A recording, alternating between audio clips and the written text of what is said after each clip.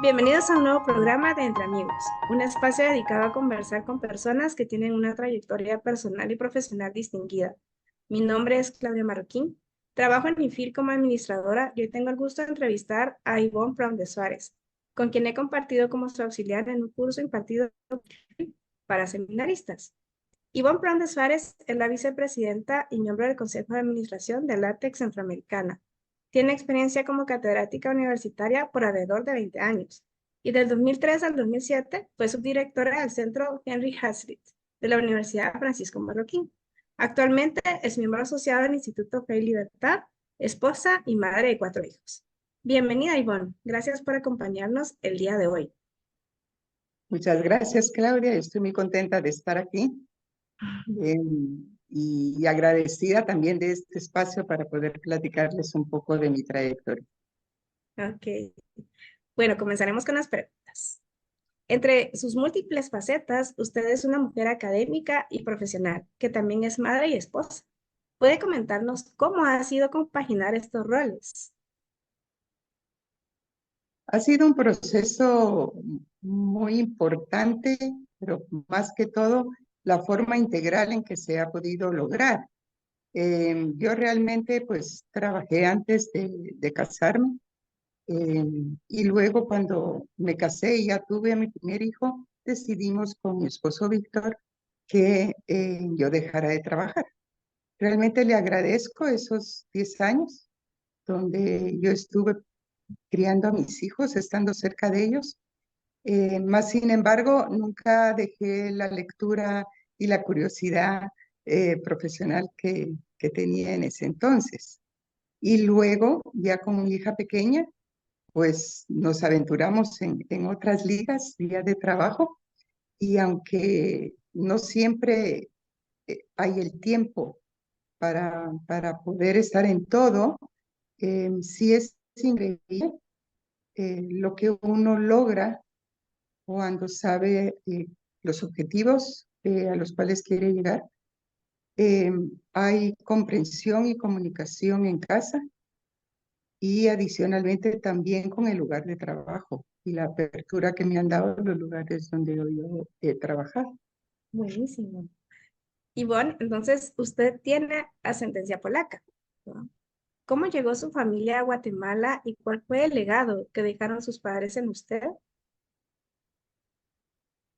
Gracias por la pregunta, Claudia, porque definitivamente, pues, ser hija de mis papás, que fueron nacidos en Polonia en los años 20, de 1920, eh, tuvo muchísima importancia a nivel de familia, de núcleo familiar, pero aún el día de hoy se ven eh, como en mis hijos, mis papás y sus familiares han tenido una trascendencia, lo cual se agradece muchísimo. Papá y mamá, pues realmente no se conocieron en Polonia, ellos se conocieron en Londres después de la Segunda Guerra Mundial. Mi papá estuvo en el levantamiento de Varsovia en 1944 y a mamá pues la sacaron los rusos por Kazajstán y terminó haciendo su bachillerato en Israel, en un lugar que se llama Ein Kerem. Ahí había un colegio de mujeres católico auspiciado por el gobierno inglés. Y fue así como ambos, pues por diferentes lados, llegaron a Inglaterra. Luego papá estudia en Inglaterra, viene a Belice a trabajar. Belice, pues como colonia británica en ese tiempo, eh, conoce a un checo que se llamaba George Klijal y le ofreció trabajo en Guatemala, en una nueva compañía que se llamaba Ginza, que era compañía de aceriantas. En fin, vienen con 2 hijas y luego al año siguiente ya nací yo y deciden quedarse por la hospitalidad y la apertura que tuvieron de parte de los guatemaltecos aquí en Guatemala. No eran momentos mm, muy fáciles en Guatemala. Esto fue a finales de los años 50. Entonces, toda la década de los años 60, en Guatemala pues también hubo muchos cambios y demás. En fin, podríamos hablar muchísimo más, pero lo importante es, mis papás hicieron de nuestro hogar un hogar polaco. Nos enseñaron a hablarlo, escribirlo y leerlo. Tristemente yo no hice el mayor esfuerzo que pude haber hecho en enseñarle también a mis hijos. Más sin embargo, las tradiciones que hemos mantenido han sido por haberlas vivido en casa de ellos. Entonces, mis hijos hoy en día que tienen sus propias familias, siempre están al tanto, mamá, y vamos a hacer la vigilia de Navidad, o ahorita que se acerca pues la Semana Santa, si vamos a hacer el desayuno del Domingo de Resurrección, y varias tradiciones bonitas que hay de aquel país, y lograron visitar Polonia, y ya están ellos en comunicación con los descendientes de las familias de mis papás que son de su edad. Así que creo que ha sido un legado valioso, importante y duradero. Sí, qué interesante. Y de trabajo siempre, ¿no?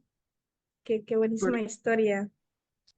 Bueno, también dentro de su experiencia, usted se desempeñó por casi 20 años como catedrática titular, entre otros cursos para proceso económico. La he escuchado dar clases, ¿verdad? Por ser su auxiliar y veo su pasión por la economía y también por transmitir este conocimiento a otros.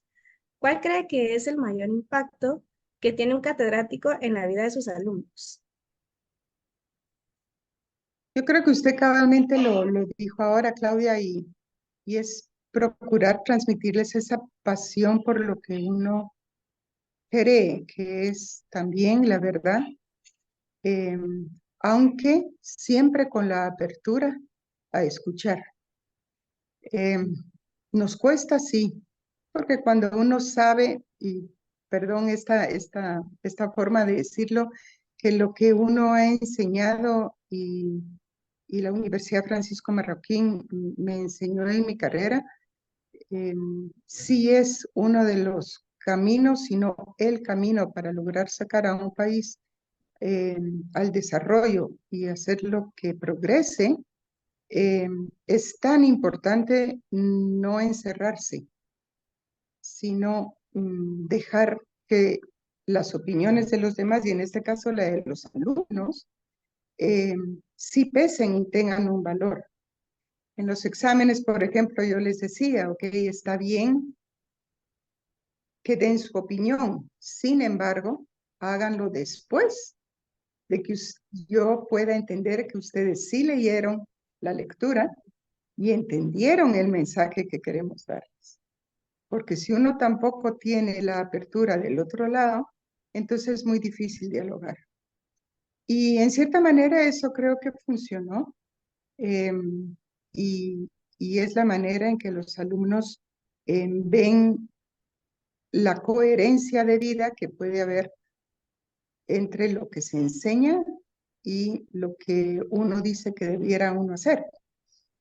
Entonces, por otro lado, también es dejarles ser con sus compañeros, entonces dejarlos trabajar en grupo y aunque se equivoquen a consideración de lo que estamos enseñando o leyendo, ok, dejar que pase y después ellos mismos van entendiendo, pero entonces, ¿por qué me dijo que estaba bien? Y yo dije, yo nunca dije que estuvo bien, es que es el camino del aprendizaje, ¿verdad? Buscar y encontrarse.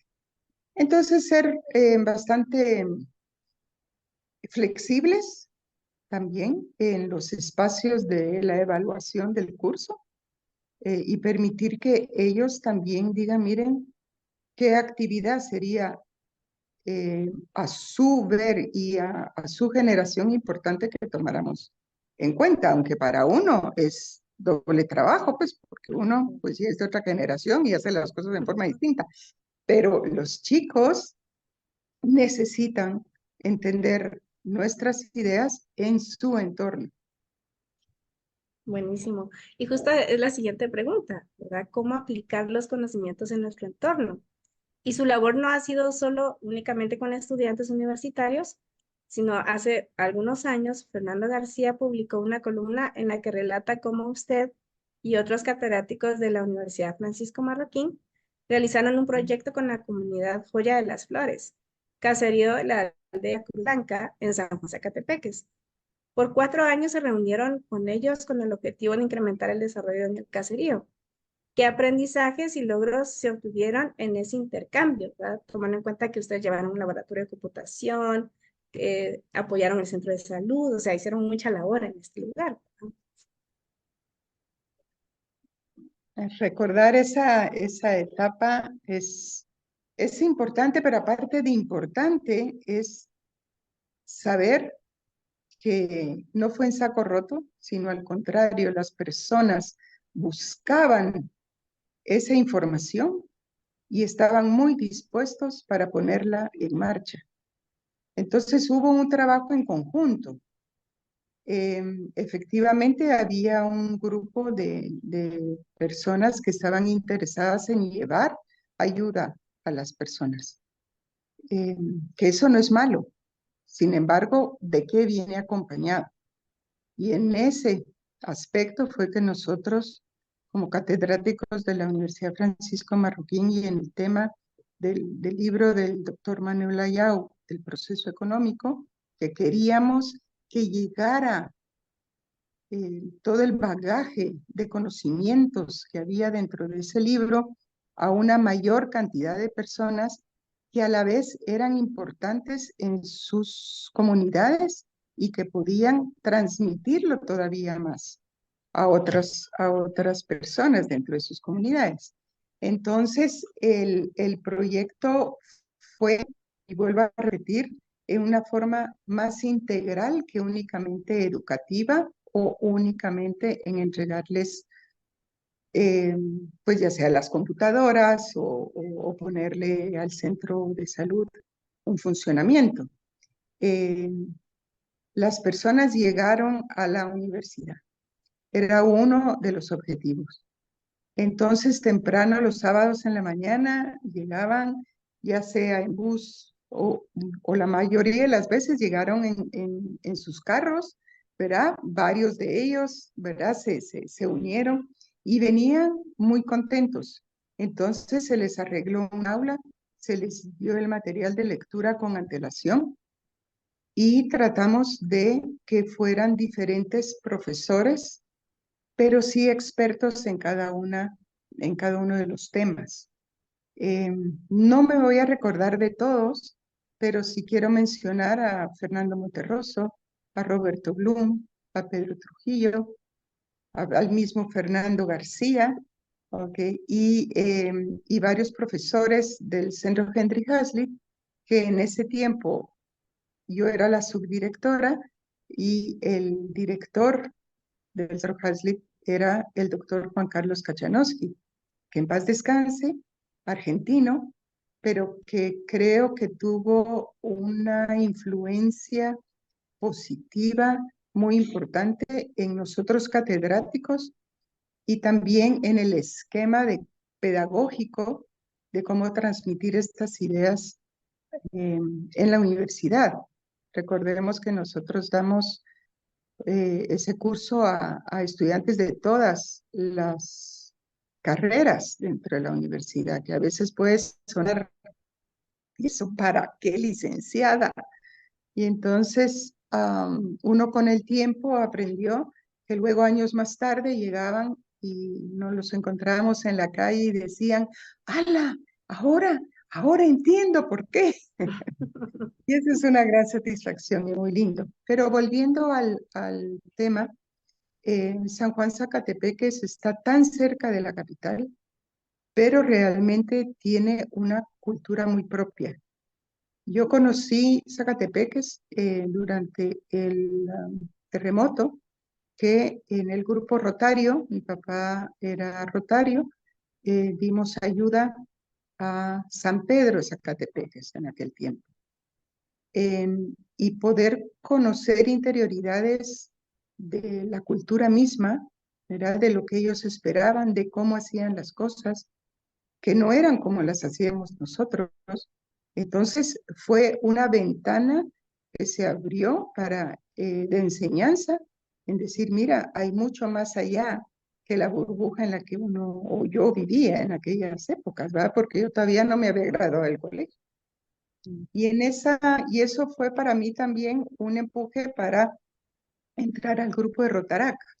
Rotarac es el grupo de jóvenes, pues en aquel tiempo era de 18 a 28 años, eh, donde hacíamos trabajos con las comunidades, pero integrándonos lo más que podíamos, no solo a las necesidades, sino también a la ejecución y a la acción. Y el trato interpersonal era tan importante. En fin, entonces, ver no solamente la llegada de estas personas de Cruz Blanca a la universidad con sus libros bajo el brazo, haciendo preguntas a los profesores, teniendo esa libertad de poder cuestionarnos a nosotros y cuestionarse ellos. Creo que es una de las experiencias tal vez más significativas, porque cuando uno ve el resultado de lo que uno quiere hacer en las personas, pues no hay precio, como dice un anuncio por ahí. Justo en esta línea de enriquecimiento y de poder expresar a los demás los conocimientos que se han adquirido de la vida, tanto profesional como académica, recientemente, junto al Instituto Fe y Libertad, pues tuvimos la oportunidad de apoyarle cuando enseñó a seminaristas en el Centro Salesiano de Estudios Superiores CENSES, ¿verdad? Que ha sido también una experiencia bastante enriquecedora. Pero, ¿cuál fue el principal reto de enseñar economía a sacerdotes, por ejemplo? Y sin duda de que las dos aprendimos mucho, ¿verdad? Pero ¿qué lecciones obtuvo usted de esta experiencia? Gracias, Claudia, porque usted fue un pilar importantísimo en ese No, curso. gracias. Eh, Uno se da cuenta de la importancia de las personas que uno tiene a su alrededor, y lo mucho que pueden llegar a mostrarle a uno también las cosas que hay que fijarse. ¿Okay? En el día a día uno está tan ocupado y tan tal, y dice, bueno, yo voy a dar este curso, tengo estos temas, tengo esta estructura, tiquitín, los exámenes, y uno dice, ya está, pero no. Y quiero compartirlo aquí porque usted, Claudia, principalmente hizo ese cambio en mí, en decirme, mire, ok, ¿verdad? Pero con una sutileza muy suya, eh, escuchémoslos. ¿Okay? Algo de que yo ya sabía hacerlo con otros grupos, pero aquí por la premura, por los nervios, porque usted dice, dar economía a sacerdotes. Eh, Creo que es una de las cosas más importantes que tenemos que tratar. No, no somos los primeros, al contrario, hay mucha gente pionera en esto de antes. Y hoy, cuando ya vemos al final del curso y, y tuvimos esa preciosa experiencia de poder escuchar a los alumnos lo que los enriqueció el curso, del cual ellos no daban ni 5 Sí, físicos de Tao. Sí, realmente, ¿verdad? Entonces, Gabriel Zanotti escribió un libro que se llama así, Economía para Sacerdotes. Y uno decía, ¿quién va a comprar ese libro con ese título? Y uno se sorprende, porque la didáctica en la cual se escribe ese libro, pero con una orientación tan concreta de llegar a quienes forman nuestra vida espiritual y a quienes nosotros les damos en sus manos sabiendo que es Cristo, es así como que, wow, ¿verdad? Entonces es muy importante, y no que solo sepan de economía, deberían saber también de medicina y de filosofía. Bueno, filosofía, sé que Exacto. son pues quienes son, ¿verdad? Sin embargo, también toda la parte legal, por ejemplo, ¿verdad? Eh, que a veces dice uno, y como es tan engorroso, entonces yo sé que cada zapatero a sus zapatos, pero tenemos que educar a todas nuestras personas que nos rodean en una forma, y vuelvo a repetir esto, en una forma mucho más integral, ¿verdad? Entonces, saber en qué temas específicos, económicos o políticos o legales, hay que dar la mayor atención, ¿ok? Eso que lo capten, que crean que es importante y ya ellos irán los otros caminos legales que pueden ser o más simples o aún más complicados, ¿verdad? Pero engancharlos con algo. Eso uno no lo hace solo, uno sabe que el Espíritu Santo está con uno y que lo, lo guía para poder dar el mensaje que es la base también para la obra tan grande que hacen los sacerdotes. Mas, sin embargo, fue una experiencia esto fabulosa que creo que también el rector del Centro Salesiano merece el aplauso de envalentonarse para poder hacer un trabajo como este. Sí, sin duda, sin el apoyo del padre Bermúdez no lo hubiéramos logrado, pero sí, como usted bien dice, ha sido una actividad fascinante, enriquecedora para todos, tanto ellos como para nosotros. Y justo como esto va de la mano en ser multifacética, aunque usted se ha desempeñado en el área académica, en 2018, cuando dejó la docencia para dedicarse enteramente a LaTeX Centroamericana. Después de tantos años en el área docente, ¿cómo logró tomar esta decisión para dedicarse solamente a lo profesional y cómo se adaptó a este cambio? ¿Qué nos cuenta? Pues no fue fácil, fue bastante compleja la decisión. Látex Centroamericana era parte de mi vida y la de mi familia porque la dirigía y la fundó don Oscar Agostini, que había sido compañero de trabajo de mi papá en la GINSA en los años 50, ¿verdad? Eh, él era italiano y vino y se quedó a vivir a Guatemala. Él pasó por diferentes fábricas y demás antes de fundar Látex. Era un hombre con gran liderazgo, con gran conocimiento químico. Él era ingeniero químico. Y entonces, pues como había trabajado las llantas, entonces él entró en el estudio más profundo del caucho y fue viendo las bondades que tiene esa materia prima y ver cómo podían hacerse otras cosas, ¿no? Él empezó a hacer guantes y pelotas y demás, y luego él dio la oportunidad en las sandalias. Y la sandalia la nombró suave chapina porque él quería mostrar la delicadeza de la mujer chapina. Entonces, en la suavidad de trato, ¿ok? Y además de la rudeza, digamos, de carácter, que en ese caso, pues la misma sandalia, pues hasta hay anuncios que dicen, ¿te acuerdas de La resistencia de la sandalia. la resistencia de la sandalia? Entonces, cuando él lo contaba, pues era una anécdota muy, muy agradable, muy linda. Pero al final logró fortalecer mucho esa empresa y cuando yo iba a entrar, él ya estaba en sus 80 y pico de años.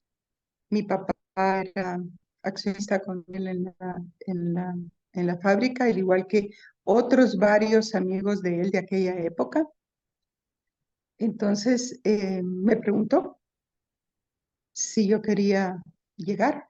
Y yo le dije que no, porque yo le tenía hasta miedo, porque cómo era tan estricto. Sin embargo, él no tenía hijos propios, pero sí se casó con Joyce, quien tenía dos hijas, ¿verdad? Y él decía que ellas pues trabajan en otras empresas que se fueron creando luego con los años, pero que él confiaba mucho en mi papá y quisiera que yo formara parte del consejo. Entonces, pues ya era así como darle mucha vuelta y dije, bueno, de acuerdo, ¿verdad? Entonces todavía congenié en la universidad con látex, ¿verdad? Ya no estaba en subdirectora del Centro Halsey, pero sí como catedrática. Sin embargo, mientras más me fui involucrando, pues ya fui dejando totalmente la docencia. El cambio sí fue más drástico porque una cosa es la enseñanza y la docencia y otra es, pues yo un trabajo, una fábrica, obreros, había que ver un montón de departamentos, ¿verdad? Él quería irme dejando a mí el bagaje de lo que él hacía, lo cual yo sí le dije que definitivamente no, que había que hacerlo, dividirlo en diferentes roles, diferentes personas. Y bueno, lo fuimos haciendo así. Y fue así como luego ya eh, logramos tener un gerente general y se estructuró la empresa en Grupo Latiche. Tal vez yo cometí el error de poner que era Látex Centroamericana porque así se llamó por 55 años, ¿verdad? Sin embargo, hoy en día ya tenemos una nueva estructura, se llama Grupo Latiche y en ella están las compañías operativas en Guatemala, eh, porque adicionalmente de látex como sandalias, tanto de caucho como de EVA, también hay otras empresas, distribuidora comercial CHR o LICO, que trae producto de madera, que también tenía una relación directa con Zacatepeques, porque allá pues como hay tanto artesano, eh, entonces se vende y se distribuye, pero también empezaron a hacer esponja y la esponja para las camas. Entonces se le vendía, o se le vende todavía el día de hoy, ese material a diferentes empresas. Y luego también nos animamos en 2020, no sabía que venía la pandemia, compramos una maquinaria para reciclar llanta, para hacer productos de material reciclado.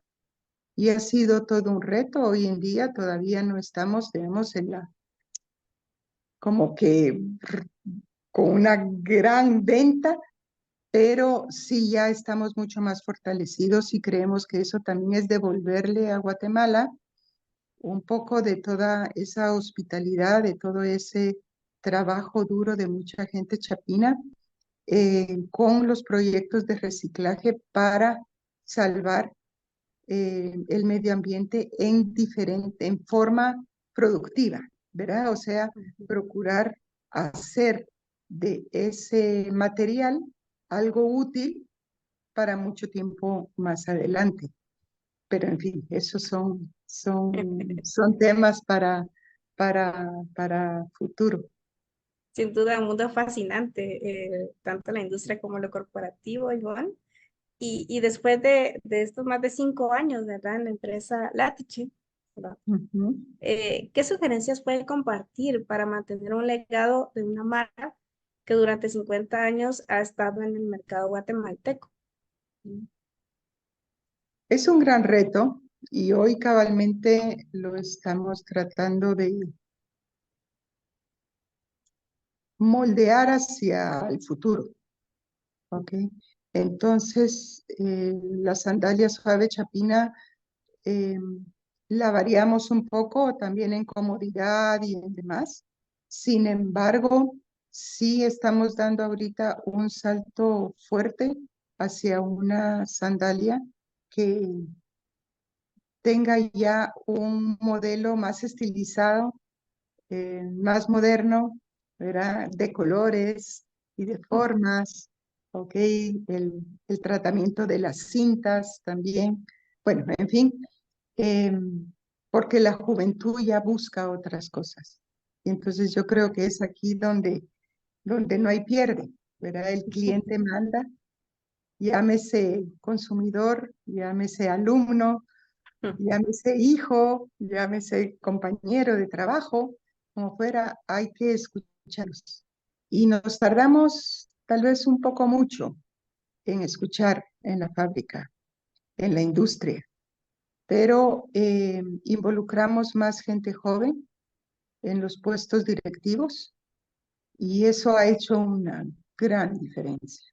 Y estamos muy satisfechos de poder pues platicarlo ya ahora a ese nivel, esperando por otros 50 para adelante, si Dios nos lo permite, ¿ok? Y también con nuevas ideas de nuevos negocios, ¿verdad? Que se van haciendo ahora pues más, o sea, diferentes, pongámoslo así. Claro. Aunque sus productos actualmente en su página están muy vistosos y llamativos. Sí, sí, sí hay Uf, productos ¿verdad? interesantes, además de esa pina, sí es un clásico en el mercado guatemalteco. Y justo, ¿verdad? Dentro de esta variedad de productos que ofrecen, existe una, ¿verdad? Que es Suave Chapina. Sí. ¿Cómo han logrado mantener el posicionamiento en específico de Suave Chapina, ¿verdad? De esta marca. ¿Cree que ya es un producto icónico de nuestra cultura? Que para mí Eh, sí es icónica, Ivonne, ok, porque en el interior sigue siendo la sí, sandalia. O sea, se lo sí, digo porque yo lo veo en el interior. claro. Y aquí en la capital, pues también, ¿verdad? Sí, Lo importante era, lo que yo les quería transmitir era que cuando se creó, se fundó la fábrica, no había opciones. exacto. Entonces era la La sandalia. sandalia. Entonces, eh, quienes dirigían la fábrica decían, esto es lo que hay, ¿va? Y vengan por ella. Hoy en día no. Hoy en día hay tantas opciones. Y es lo que pasó en la década del 2010 principalmente. Empezó a venir una cantidad de sandalia china con colorcitos, dibujitos, tacatín. No tenía la durabilidad de la suave chapina, ni la resistencia de la suave chapina. Pero al consumidor eso no le interesaba. Él quería cambiar, no le importaba cambiar de modelo más seguido porque también el precio era mucho más bajo, ¿verdad? Entonces, tal vez en la época de que eso estaba pasando, no estaban todavía la estructura de la fábrica dispuesta a hacer los cambios que ahorita ya estamos, o sea, ya llevamos tal vez un par de años o 3 años haciendo el cambio, sino que eh, decían, bueno, sí, si esto quieren, bien, y si no, alguien más vendrá a comprarlo. Pero no, hoy en día sí hay que escuchar mucho más al consumidor. Sin embargo, Suave Chapina sí es un ícono presente, que es posible, lo que estamos procurando es que las sandalias ahora no de caucho, sino de Eva, también tengan la sombría de Suave Chapina. Es una marca que cubre todas las demás marcas de las otras sandalias, ¿ok? Es como una sombría. No sabemos si eso va a durar o no, ¿verdad? Porque, como le digo, los tiempos cambian y hay que empezar a Sí, escuchar, ¿ok? pero súper, súper interesante. Y como mencioné al inicio de esta entrevista, y para finalizar, observamos su cualidad de ser una mujer multifacética, retomando todas las facetas de su vida, la personal, la profesional, la académica. ¿Qué mensaje quisiera dejar a los que nos escuchan el día de hoy? Pues primero dar gracias por la vida que a uno se le va presentando por etapas distintas. Ujú. Em, y que muchas veces son impredecibles, no planeadas. Y uno dice, ay Dios, pero yo no estoy preparada para esto. Eh, darse permiso, darse permiso a cuestionarse, a salir de la zona de confort, a permitir que otras personas le digan a uno eh, que ven en uno donde sí se puede actuar de otra forma, de otra manera, y aceptar los medios y las herramientas que estas personas que a uno lo quieren, ¿verdad? Entonces, es cierto que la competencia siempre se ha puesto como una arma de doble filo y como agresiva y demás. Para mí no, para mí realmente ha sido un campo que se va abonando con el tiempo y donde en vez de violencia y de cosas malas, siempre fueron para bien, para mejor, eh, y principalmente para mí enseñarme de lo que yo era capaz, ¿verdad? Y de muchas cosas yo voy a decir que no, porque la que últimamente, quien hace, perdón, la decisión última es uno, pero dejar también probarse. Y esto Mm, yo se lo diría no solo a las mujeres, también a muchos hombres, digamos, que dejen abrirse y hablar con mucha más gente sin la pena que tenemos los chapines siempre para poder transmitir lo que pensamos y creemos. Ser mucho más firmes, más sinceros. buenísimo, Gracias. Ivonne. Muchas gracias por acompañarnos en esta amena conversación. Los invitamos a ver más programas de Entre Amigos en nuestro canal de YouTube. Nos vemos a la próxima y feliz tarde.